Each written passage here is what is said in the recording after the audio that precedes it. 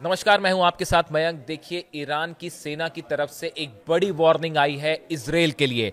IRGC के commander in chief, देखिए बड़े पद पे हैं ये, इनकी तरफ से, ईरान के बड़े कमांडर की तरफ से ये बड़ी चेतावनी आई है। और ईरान की सेना का कहना है कि अगर इस बार इजराइल ने हमला करने की हिमाकत की, पूरे इजराइल को जहन्नुम बना दिया जाएगा, पूरे इजराइल को दोजख बना दिया जाएगा। देखिए, जो खबर है पहले मैं आपको बताऊं। Iran IRGC commander in chief major general Mohammad Pakpour warned that any future attacks by the US और Israel would be met with decisive retaliation. इनकी तरफ से कहा गया है, आईआरजीसी के जो कमांडर इन चीफ है मोहम्मद पाकपोर, इन्होंने कहा है कि अगर अब की बार अमेरिका या इजराइल की तरफ से किसी तरह का अटैक हुआ ईरान पर, पूरे इजराइल को जहन्नुम बना दिया जाएगा। देखिए, speaking with Iraqi national security adviser Qasim al Araji in Tehran, ये जब इन्होंने ये बयान दिया, उस समय इराक के जो सिक्योरिटी एडवाइजर हैं कासिम अली अरजाजी, वो असल में तेहरान के दौरे पर थे। ये इनका दौरा कुछ समय पहले हुआ, 2-3 दिन पहले हुआ, और वो दौरे पे थे तेहरान के। उनके सामने ये बयान दिया है आईआरजीसी के कमांडर इन चीफ ने, और उन्होंने कहा है Pakpour would Iran would unleash hell against aggressors. जो हमला करने वाले होंगे उनको हम जहन्नुम में तब्दील कर देंगे, ये उन्होंने कहा है। Pakpour would Iran would unleash hell against aggressors. देखिए, ये जो अभी 12 दिन की जंग हुई, उसके बाद अब जो हालात बन रहे हैं, ईरान इस बात को अच्छी तरह समझ रहा है कि न्यूक्लियर प्रोग्राम को लेकर अली खामेनी साहब ने साफ कर दिया गया है, ईरान किसी तरह का कोई समझौता नहीं करेगा। ये बात ईरान के विदेश मंत्रालय की तरफ से भी कह दी गई है कि आप जो लगातार शर्तें थोप रहे हैं मिसाइल रेंज कम करने के लिए या ईरान के न्यूक्लियर प्रोग्राम को कर्टेल करने के लिए, ऐसी कोई बात ईरान स्वीकार करने नहीं वाला है। ये बात तय हो चुकी है, ये फैसला ले लिया गया है ईरान में। ये सिक्योरिटी काउंसिल जो है वहाँ की, उसमें भी ये बात हो चुकी है। अली खामेनी साहब के लेवल पे भी ये बात क्लियर कर दी गई है। यानी डेडलॉक अब एक ऐसी जगह पहुंच गया है जिसका अगला कदम सिर्फ और सिर्फ जंग है, और ईरान इसकी तैयारी कर रहा है। अब देखिए, इस बीच में इराक के जो नेशनल सिक्योरिटी एडवाइजर हैं, इनका दौरा होता है, कासिम अल अराजी, इनका दौरा होता है ईरान का। और ईरान के साथ इराक ने एक बड़ी डील साइन की है, और ये डील क्या कहती है, इसके हिसाब से अवैध गतिविधियों और घुसपैठ को रोकने के लिए इराक और ईरान के बीच महत्वपूर्ण सुरक्षा समझौता हुआ है, जिसके तहत सीमा निगरानी के लिए संयुक्त समिति गठित की गई है। ईरान और इराक ने एक डील साइन की है बॉर्डर इलाके को लेकर कि यहां पे किसी तरह की भी घुसपैठ होती है उसको रोकने के लिए एक जॉइंट कमिटी बनाई जाएगी, जो इस बात पर नजर रखेगी कि बॉर्डर पे सब कुछ सेफ रहे, किसी तरह का कोई घुसपैठ ना हो, किसी तरह का कोई हमला ना हो, किसी तरह की कोई ऐसी गतिविधि ना हो जिससे दोनों देशों को नुकसान हो।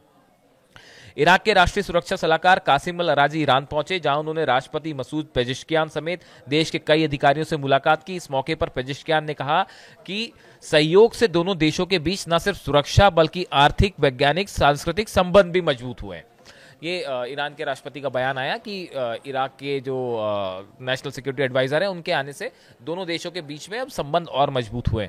असली बात अभी आगे समझिए, पहले तो मैं बयान बता रहा हूं आपको, इसके पीछे की कहानी समझिए अब। चीफ ऑफ स्टाफ जो है मेजर जनरल मुसावी, जो ईरान के चीफ ऑफ स्टाफ हैं, मेजर जनरल मुसावी ने ईरान और इराक की जनता के बीच गहरे भाईचारे पर जोर देते हुए कहा कि अमेरिका की मुख्य चिंताओं में से एक होगा। उन्होंने कहा, अमेरिका इन दोनों देशों के बीच एकजुटता से परेशान है। हमारे दुश्मन अच्छी तरह से जानते हैं कि एकता के क्या फायदे हो सकते हैं। देखिए, जो मेजर जनरल मुसावी है, इनकी तरफ से दूसरे बड़े जनरल का बयान है। इनका कहना ऐसा है कि ईरान और इराक अगर एकजुट हो जाते हैं तो अमेरिका और इजराइल की परेशानी जो है वो वाजिब है। उनको फिर लगता है कि ये दोनों देश अगर एक हो गए तो हमारा पत्ता कट जाएगा, यानी हमारा प्रभाव कम होगा। यही मेजर जनरल मुसाफी कह रहे हैं कि अगर जो है दोनों देश एक हो जाते हैं, इराक और ईरान के बीच में कोऑपरेशन बढ़ता है, तो उससे बड़ा झटका होगा ये अमेरिका के लिए और इजराइल के लिए, ऐसा उनका कहना है। अब देखिए, ये बात तो हुई कि इराक के जो है वो राष्ट्रीय सुरक्षा सलाहकार जो है वो ईरान के दौरे पर आते हैं, दोनों के बीच में सीमा को लेकर समझौता होता है। आपको लग रहा होगा कि इसमें कौन सी बड़ी बात है, ये तो आम बात है कि भाई कोई देश के राष्ट्रीय सुरक्षा सलाहकार गए और वहाँ पे उनकी सीमा पर सिक्योरिटी को लेकर एक डील हुई। आप भी ये सोच सकते हैं, कोई भी साधारण आदमी ये सोच सकता है। अब इसके अंदर की खबर सुनिए कि असल में इराक के राष्ट्रीय सुरक्षा सलाहकार और ईरान की क्या बात हुई। देखिए, आईआरजीसी के commander in chief major general Mohammad Pakpour उसमें शामिल हैं। Chief of staff major general Mousavi जो है उन्होंने उनसे मुलाकात की है। तो कोई तो बड़ी डील हुई होगी पर्दे के पीछे, या कोई चर्चा तो हुई होगी। हमारे जो सोर्सेस कहते हैं, जो आप मिडिल ईस्ट के एक्सपर्ट्स होते हैं, अगर आप उनके ओपिनियंस देखें, वो कई जगह मैं पढ़ता हूँ, तो उसमें जो सबसे बड़ी बात है, जो 12 दिन की जंग हुई, ईरान पर जो हमले हुए अमेरिका की तरफ से, इजराइल की तरफ से, उस दौरान इराक के एयर स्पेस का इस्तेमाल किया गया ईरान पर हमला करने के लिए। ईरान ये सुनिश्चित करना चाहता है कि अब की बार जंग होए तो इराक के एयर स्पेस का इस्तेमाल ना होने दिया जाए। ये बड़ी बात है। असली जो चर्चा थी वो तो थी, सीमा पर जो है वो घुसपैठ रोकना है और सहयोग बढ़ाना है, ये तो है ही। देखिए, ईरान ने बड़ी तैयारी शुरू कर दी है जंग की, क्योंकि ये पता है आज नहीं तो कल ये हालात जरूर बनेंगे। अगर कोई डील नहीं हो पाई, जैसा कि कोशिश है अमेरिका की तरफ से, लेकिन शर्तें भी लगा दी जाती हैं बीच में, इसलिए जो है वो एक डेडलॉक पर मामला खड़ा है। और अली खामेनी साहब पहले ही कह चुके हैं कि इस बातचीत का कोई हल नहीं होगा, इस बातचीत से कोई नतीजा नहीं निकलेगा। हम अपना परमाणु कार्यक्रम किसी शर्त पे नहीं रोकेंगे, हम अपना मिसाइल प्रोग्राम तो रोकने का सवाल ही नहीं है।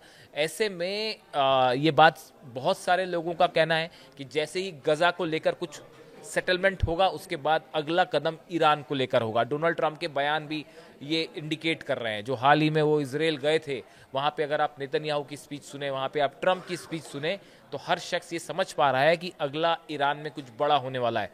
या तो किसी चीज़ तरह की डील होगी, अब्राहम एकॉर्ड में ईरान को लाने की कोशिश कर रहे हैं ट्रंप, लेकिन ये कितना हो पाएगा बड़ा मुश्किल है। ये तो अमेरिका की शर्तों पर ईरान यही कह रहा है कि आपकी शर्तों पर तो हम बात नहीं कर सकते। तो अब ऐसे हालात में हर कोई समझ रहा है कि एक बड़ी जंग की तरफ मामला फिर बढ़ रहा है। भले एक एक स्टेप बढ़ रहा है, लेकिन बढ़ रहा है। अब ये जो इराक के साथ चर्चा थी, उस चर्चा का असली मुद्दा यही था कि जो 12 दिन की जंग थी, उसमें इराक के एयर स्पेस का इस्तेमाल किया गया ईरान पर हमला करने के लिए। ईरान ये चाहता है कि अगली बार जंग हो तो इराक के एयर स्पेस का इस्तेमाल ना हो। इसके लिए स्ट्रेटेजी बनाई गई इस मीटिंग में, जो मैं समझ पा रहा हूं, जो कुछ एक्सपर्ट्स की भी ऐसी राय है। देखिए, इराक की तरफ से जो है वो कई तरह की अपील भी की गई कि उसके एयर स्पेस का इस्तेमाल हुआ। खबरें ये भी आई कि यूनाइटेड नेशंस में भी इराक ने अपील की है कि भाई हमारे एयर स्पेस का हमारी परमिशन के बिना इस्तेमाल हुआ। लेकिन अब सवाल यह है कि उसे रोका कैसे जाए। उसके लिए क्या कोई पुख्ता रणनीति इराक और ईरान मिलकर बना सकते हैं? ये कई सारे सवाल है। इराक में देखिए एयरबेसेस भी हैं अमेरिका के, इसमें कोई दो राय नहीं है। लेकिन कैसे रोका जाए, असली रणनीति ये थी। आप देखिए, ईरान हर स्टेप पे धीरे धीरे काम कर रहा है। डिफेंस में एयर डिफेंस सिस्टम लागू करना हो, फाइटर जेट्स चाइना के, जो कि खबरें हैं J-10 पहुंच चुके हैं, उनका फाइटर जेट्स की बात हो, पुतिन ने MiG-29 दे दिए, वो तो कंफर्म है ही और पहुंच चुके हैं। चाइना वाला मामला थोड़ा हिडन है, ओपनली अभी अनाउंस नहीं हुआ है, लेकिन सोर्स यही कह रहे हैं कि चाइना के फाइटर जेट्स भी ऑलरेडी पहुंच चुके हैं। आप देखिए, मिसाइल डिफेंस सिस्टम जो है वो मेरे मुताबिक जो मैंने समझ पाया है, वो इस्फहान के आसपास ऑलरेडी S-400 तैनात है। जो बीच में खबर आई थी कि S-400 इस्फहान के पास एक मिसाइल टेस्ट हुआ है।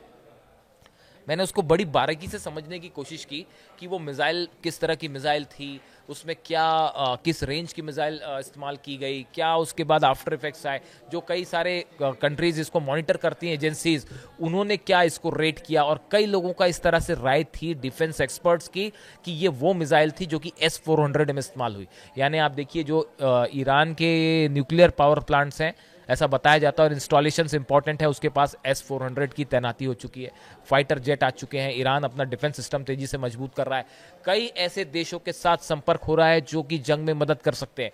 कहां कहां कमी रह गई? पिछली बार ये एक बड़ा चैलेंज था कि भाई जो है इजराइल और अमेरिका को जेट्स के लिए दूसरे देश अपना एयर स्पेस इस्तेमाल ना करने दे। इस बात को लेकर एक अच्छा खासा वो विवाद छिड़ा हुआ था।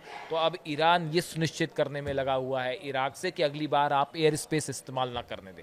अब इसमें कितने हद तक बात हो पाई, इराक कितना सहमत हो पाएगा, अमेरिका का दबाव कितना रहेगा इराक के ऊपर, ये तमाम सवाल है।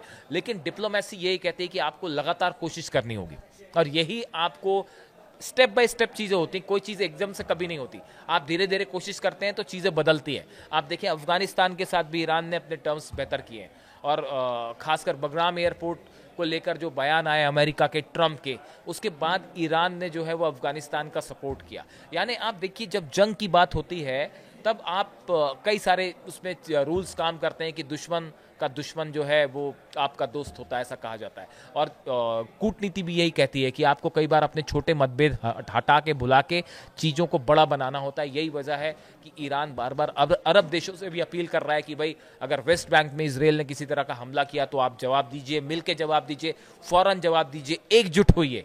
अगर मिडिल ईस्ट में कंट्रीज एकजुट हो जाती हैं तो ये बड़ा सेटबैक होगा इसराइल के लिए, और अमेरिका भी इस बात को समझता है।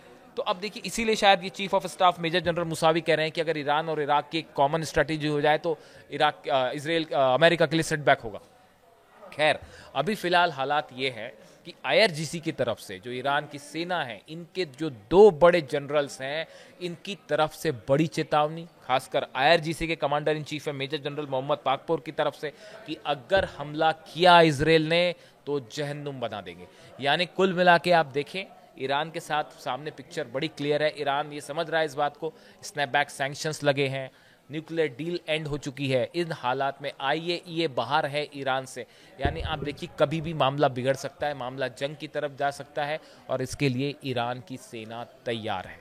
इन हालात में इससे जुड़ा जो भी अपडेट होगा आप तक पहुंचाएंगे। आप भी कमेंट करिए और ये बताइए कि क्या आपको लगता है कि ईरान के साथ किसी तरह की परमाणु डील हो पाएगी अमेरिका की, या फिर गजा के बाद एक बार फिर हम जंग की तरफ हालात को बढ़ते देख रहे हैं। आपकी क्या राय है बताइए। Thank you so much.